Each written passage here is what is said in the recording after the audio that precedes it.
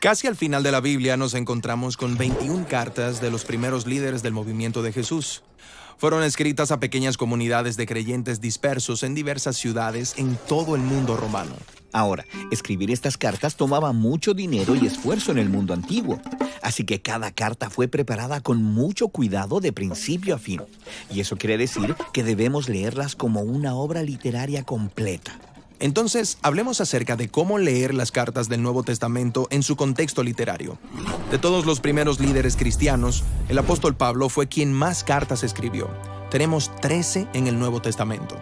Me lo puedo imaginar en su estudio, escribiendo estos largos o extensos ensayos teológicos. Pero Pablo ni trabajaba ni escribía solo.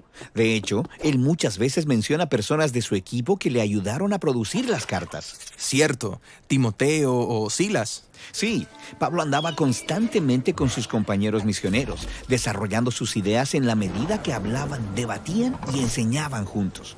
Y Pablo podría haber recolectado discursos, poemas y oraciones en sus libretas. Como los que él menciona en su segunda carta a Timoteo. Cierto, así que Pablo reuniría a los compañeros correctos en una habitación y allí tomaría material tanto viejo como nuevo. Entonces contratarían a un escriba profesional y harían diversos bocetos hasta estar satisfechos de la fluidez de la obra como un todo. Y entonces la enviaron. Así es, le entregarían la carta a un compañero confiable, quien también recibiría instrucciones acerca de cómo presentarla delante de sus receptores. Presentarla, o sea, leerla en voz alta. Exacto. La mayoría de las personas de ese entonces no sabían leer. Pablo menciona esto varias veces en sus cartas, que estas fueron diseñadas para ser escuchadas y es por eso que muchas veces suenan más como discursos escritos. Por eso es importante que podamos leer y escuchar estas cartas de una sola sentada, de principio a fin. Así podemos apreciar cómo cada parte contribuye al todo. Exacto. Ahora bien, cada cultura tiene su propia forma de organizar una carta, y en el primer siglo había un formato estándar para las cartas. Tienes la apertura, que nombra el autor y luego el receptor. Luego tienes una oración de gratitud o un saludo.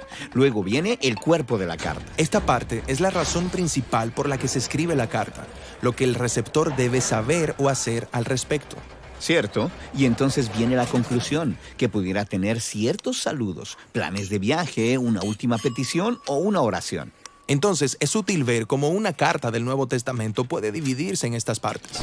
Exacto. Así que tomemos como ejemplo la carta a los Efesios. Cierto, aquí tenemos la apertura y luego una larga oración de acción de gracias a Dios. Y en el centro de la oración de apertura, Pablo introduce la idea principal de toda la carta. Se trata del plan de Dios para unir todas las cosas en el cielo y en la tierra en Jesús el Mesías. Pero, ¿qué significa eso? Pues al pasar al cuerpo de la carta, Pablo va a repetir y a desarrollar esta rica idea.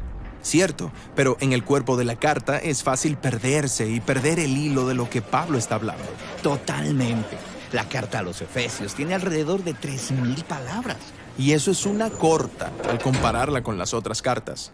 Pero recuerda, Pablo escribió estas cartas para que se leyeran en voz alta. Así que él usualmente daba claves de la progresión del pensamiento mediante palabras de transición como por tanto, o por esta razón, o entonces.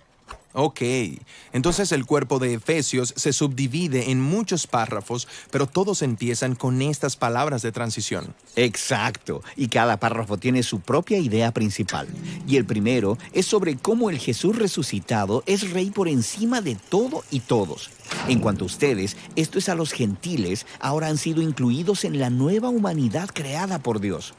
Por tanto, la única y nueva familia de Dios ahora consiste en personas procedentes de todas las naciones. Así que Dios ha unificado en Jesús a toda una nueva humanidad. ¿Es esa la idea principal aquí? Sí, y ese es el tema que une todos los párrafos de los capítulos 1 hasta el 3. Entonces llegamos al capítulo 4 y nos encontramos con una transición significativa.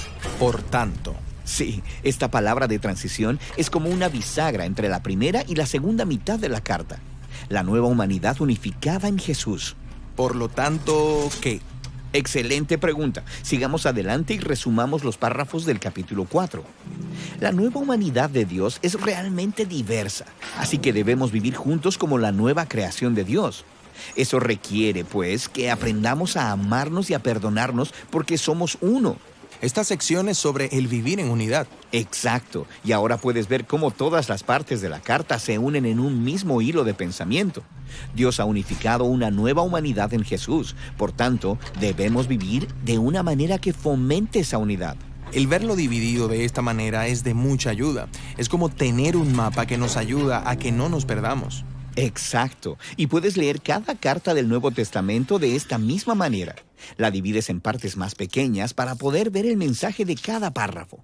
Y entonces puedes rastrear ideas repetidas y palabras de transición para ver cómo se conectan unas con otras. Entonces podrás ver cómo los apóstoles combinaron de manera brillante las diversas piezas en un todo literario que le habló a los primeros seguidores de Jesús y que puede hablarnos a nosotros hoy en día.